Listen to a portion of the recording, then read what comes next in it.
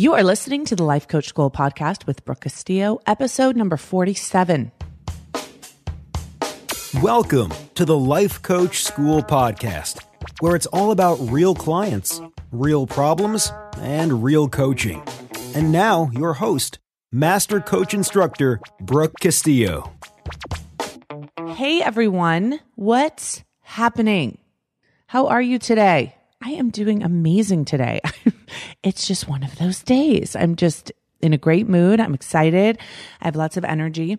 I have been researching this podcast for the past few hours and thinking about it. And the name of the podcast is Change and Your Brain. And one of the things that I've been thinking about a lot lately and talking to my clients about a lot lately is why change is so hard for us. Like, wouldn't it be great if we're like, yeah, so I want to start meditating for an hour every day. Done. I want to start working out for an hour every day. Done. What if there was like no resistance to change? So whatever it is we wanted in our life, we just did it. It'd be so amazing. Like we could just control ourselves in every way that we want, right? We could just do whatever it is we want. I want to start training for a marathon, so I'm just going to start running 5 miles. And we didn't have to contend with our own brain, the resistance that comes with our own brain, then we'd be able to do whatever we want, whenever we want. It would be a totally different experience. So I think this is the things I think about, you guys, when I'm driving.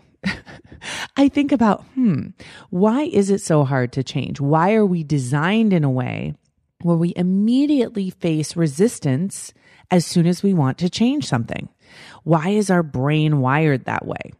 And the way that I've liked to think about all of our lives, my life and change in my life, and you guys, I think about you guys all the time, my clients, my listeners. What is it that is going to make change easier for us? Because most people that come to me, and most all of you who write comments in the blog and talk to me, tell me that you just really want to change. And so the way that we decide to think about this is really going to determine whether it's easier or harder for us. So when I was doing a lot of this research, there are so many words, right, that come up when you start talking about anything scientific. You know, neuroplasticity, cortical mapping, amygdala, prefrontal cortex. And I know for some of you, because I've talked to y'all, you're like brainiacs, it's like you guys, paid attention in school and you went to college and you got your PhDs and you all understand this stuff. Some of you are doctors. I get it. But I find that when we start labeling and making it more complicated, then it doesn't help me. It just makes me feel like, oh, this is confusing.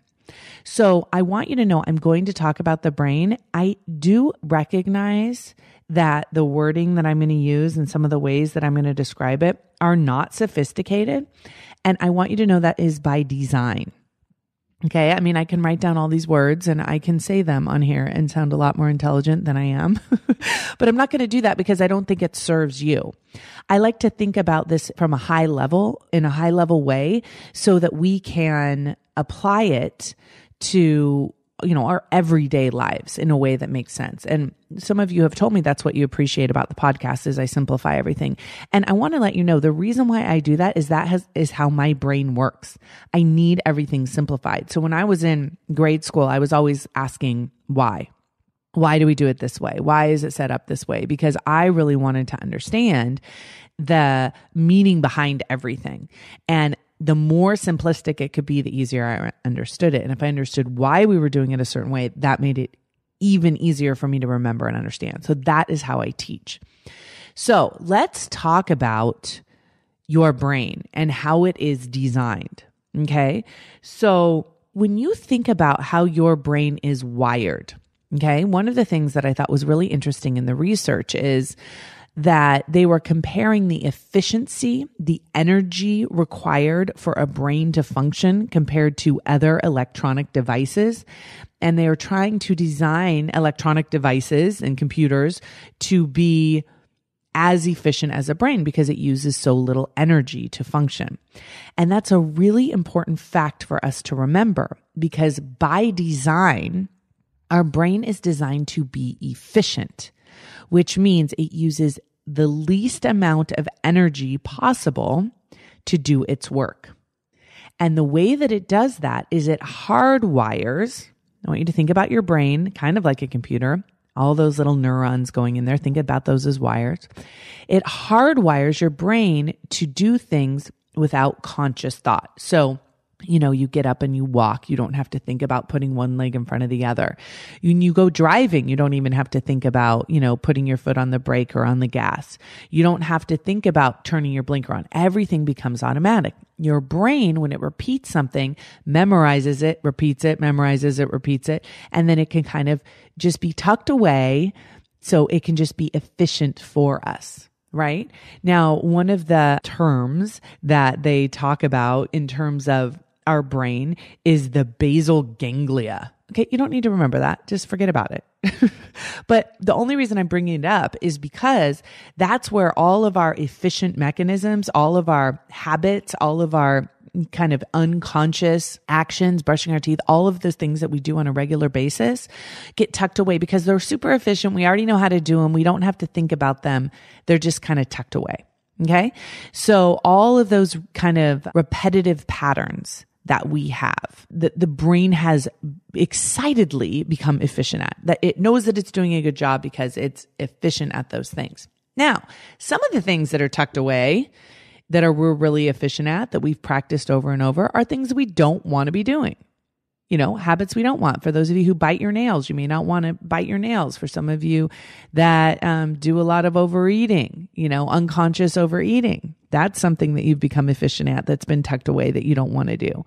For some of you, it's overworking. For some of you, it's, how you are in certain relationships. Everything has become kind of autopilot.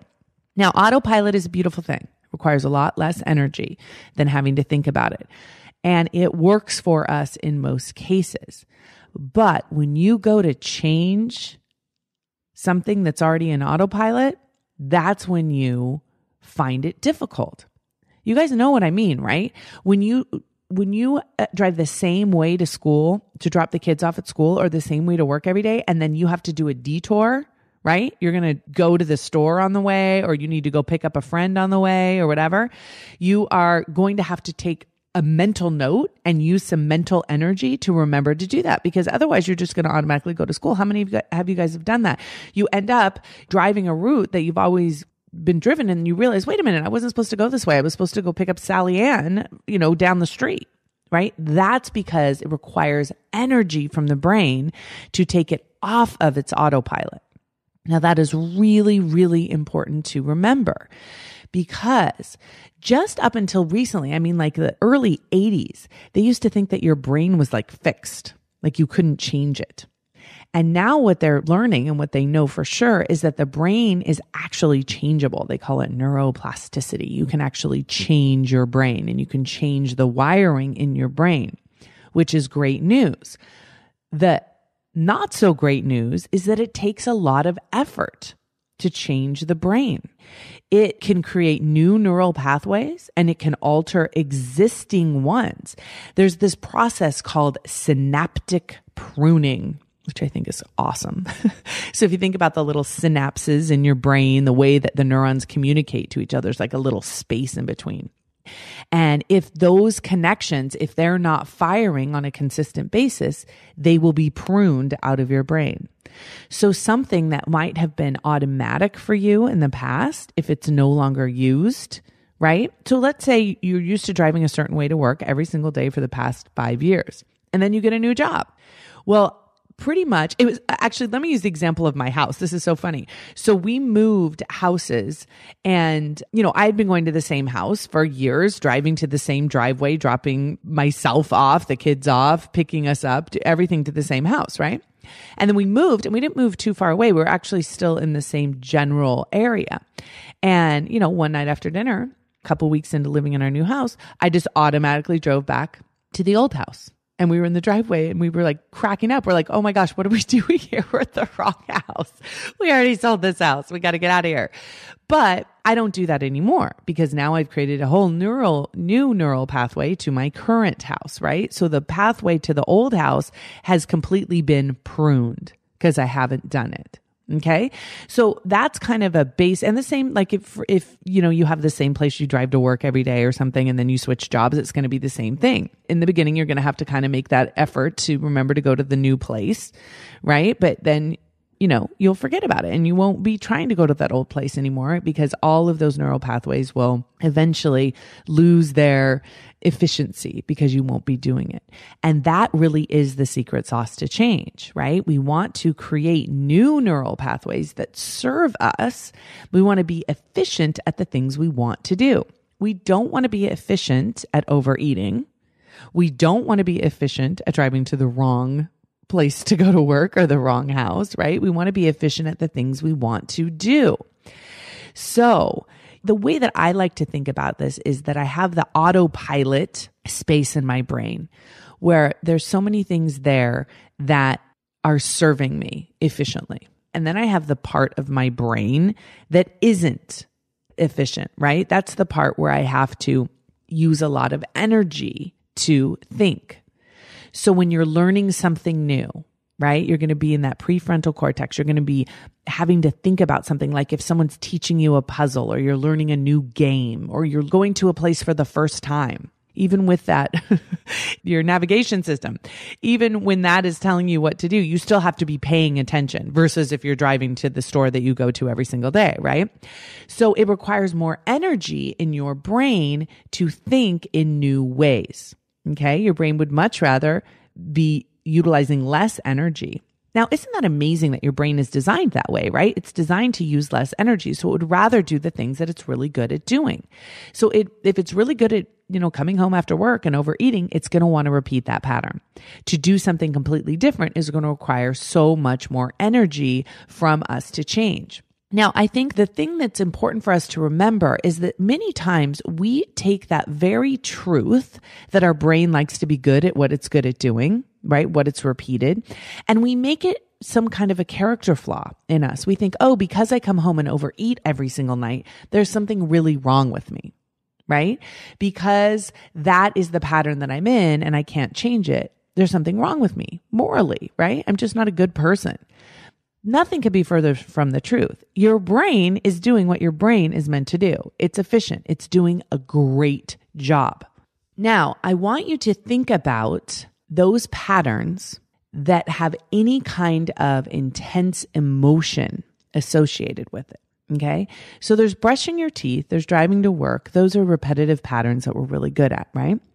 And we want to do them because we're efficient. Now, if you add any kind of intense emotion to any of those repetitive patterns, it makes them even harder to change. Now, I think this is fascinating. So if you associate pleasure to overeating, it's going to be even more challenging to change that than it would be to change a pattern like brushing your teeth that maybe you don't associate a lot of emotion to. Okay. So the patterns that we have that we associate strong emotion to, and it doesn't matter actually if it's positive or negative emotion, any kind of fueled emotion to those patterns, right? Which means what's driving them is an intense emotion, which of course overeating for many of us, that is that pattern. It's going to be even harder to break. So not only do we have our brain that's very efficient, but then when there's a lot of emotion driving that pattern, right? Our feelings drive our actions, then it's going to be even more challenging. So your brain's designed to be efficient. Your emotions are going to fuel that efficiency, right? And we wonder why it's so hard to change. We think there's something wrong with us. Okay. Now, one of the ways that this was described, which I thought was so brilliant, was when we are efficient at a pattern of thinking in our brains, which means that pattern is going to create the pattern of feeling and the pattern of action, right? Those are all connected to each other. We get very comfortable in that. And the way that they described it was mental comfort, right? Your brain is good at doing it. You're comfortable doing it. It's something that you can repeat, no problem. And there's this idea that we have a cognitive laziness. It's not that we're lazy people. It's that our brain actually cognitively doesn't want to change. Okay. There's a reason for this, right? Your brain is designed to do things that are familiar to keep you out of danger. Right? It's the way that we evolved. If you don't break patterns, if you're not going into unfamiliar areas, you're going to be able to function at your highest efficiency. Now, think about this back in the day. If you're faced with an unfamiliar circumstance back in the day, you want to be on high alert. You want your brain to be highly functioning. You want that prefrontal cortex to be ignited, but it's also going to ignite those fear centers, that amygdala, that area that also brings up that intense emotion. That requires a lot of energy, right? That requires us to feel a lot more emotion to change that. Okay, to overcome it. And so that's why the brain is like, no. Why are we bothering with all of this? Let's just stick to what's familiar. That will keep us safe.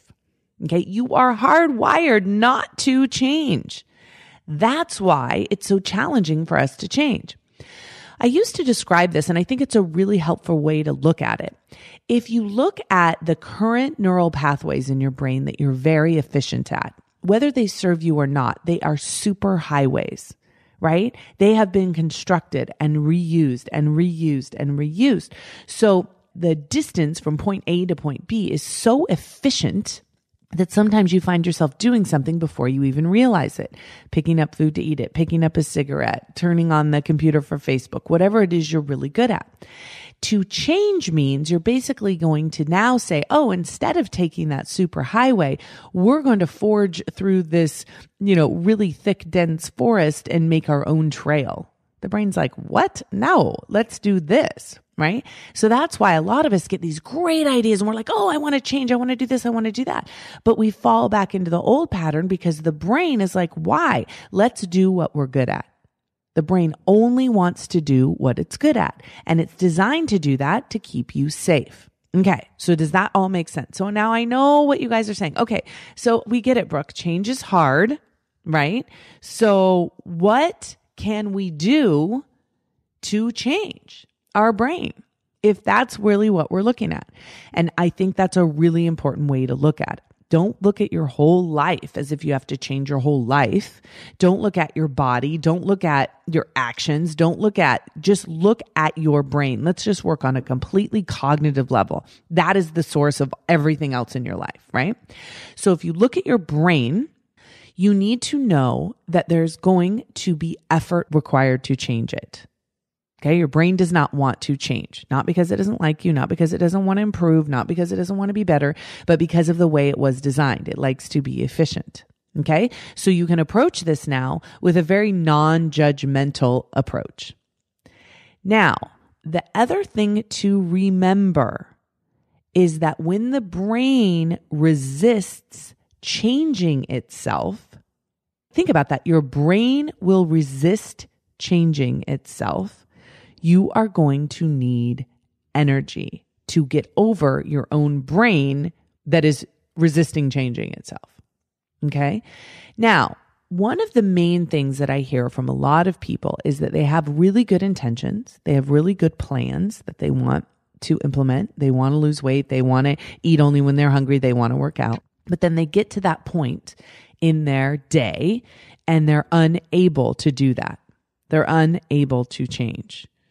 And I think that this explanation will help you understand that because the brain is resisting changing itself. You're at that moment and you're going to have what might be called brain fatigue, right? You're actually in a space where you're having to use your brain's energy to overcome your own brain when your brain is tired. I mean, think about this, you guys. That is a lot to ask. And it's no wonder that most of us don't change. So I know what you're saying. So what's the answer? How do we do this? What are the steps? Give me the formula. And so I tried to create a formula and it's based on everything I've taught you already. So I'm not going to teach you anything new, but I want you to think about it this way. First and foremost, you have to pay attention and be aware. And I know that some of you get mad at me because you're like, I don't want to just pay attention to everything I'm doing wrong. I want to change it. But you have to pay attention first to understand, okay, what are the things in my brain that are on autopilot? What do I do consistently every single day? And try to do it in a way where you see the things that you do consistently that you like, the habits that you do have, the patterns that you do have that you really appreciate. And you appreciate that your brain is really good at doing those things. Okay. And they require very little effort.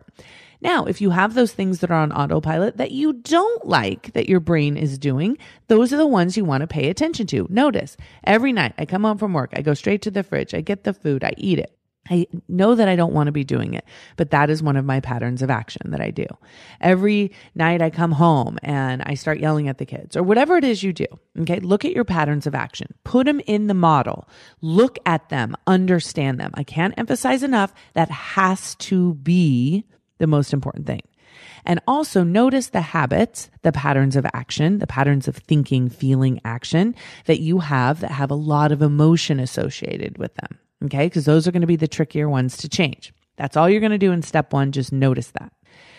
Now, once you have that consciousness, you get to decide what you want to change. Now, here's the secret. And this is how you use your own brain to change your own brain. If you wait until you're in that moment to make that decision, your default is going to be towards comfort, familiarity, efficiency. Okay, so your brain is going to go towards the area where it is the most efficient. But here's what your brain can do for you that you don't have to make that decision in that moment. You make that decision ahead of time. You guys have all heard about visualization, right? It is the secret sauce of your brain because your brain cannot tell the difference between something you are visualizing and something that you're actually doing. So if you wait till the end of the day, you wait until you're in that emotional moment when your brain is already fatigued to try and use the energy of your brain to change it, you most likely are going to not have enough brain effort to do it. But, and I've talked about this before in earlier podcasts about that sacred moment, about deciding ahead of time. If you make that decision ahead of time of what you're going to do, then you don't have to use the brain's effort in that moment because you've already decided. Okay. So if you decide and visualize yourself making that decision consistently,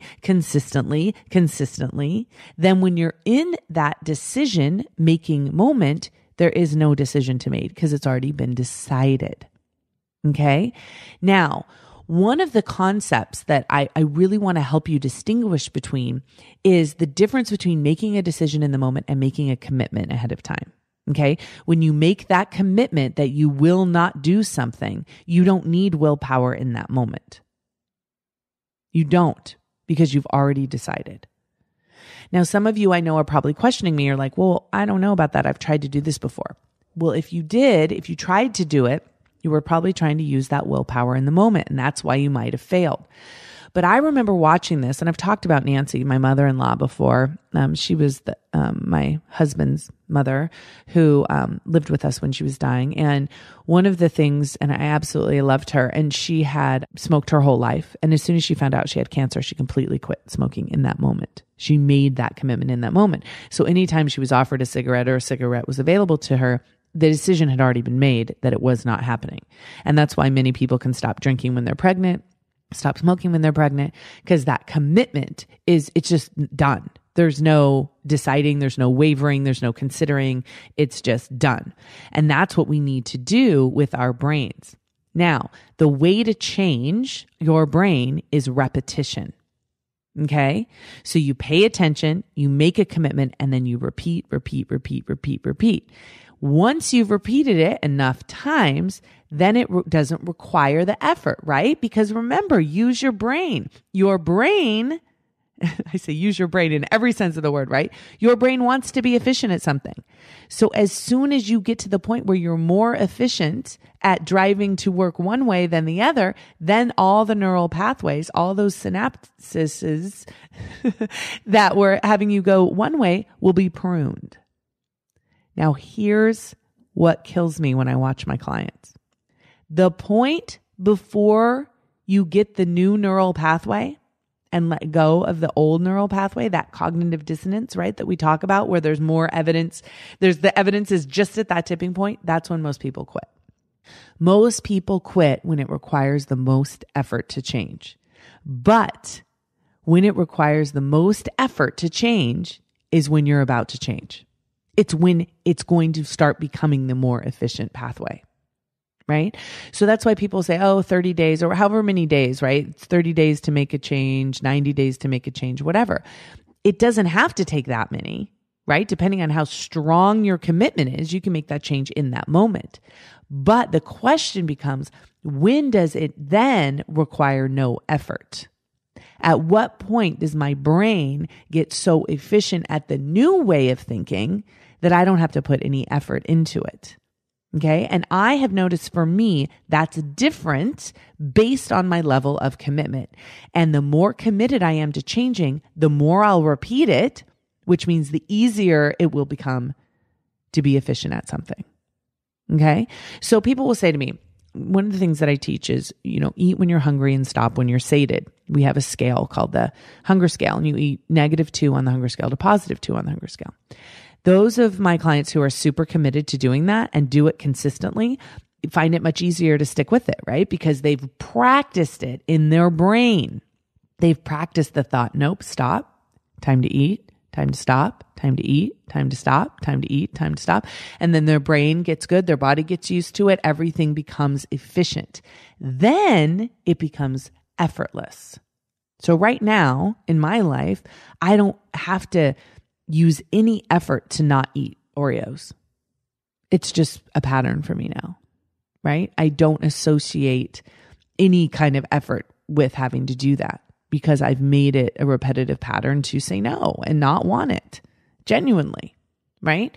And that's where we need to stay committed long enough to get our brains to that point where it then becomes effortless. This is the same with like exercising. People, once they begin an exercise program and they just get up and they go work out and they get up and they go work out, it doesn't mean that there's no resistance to going to work out. It just means that overcoming the resistance has become effortless pattern for them.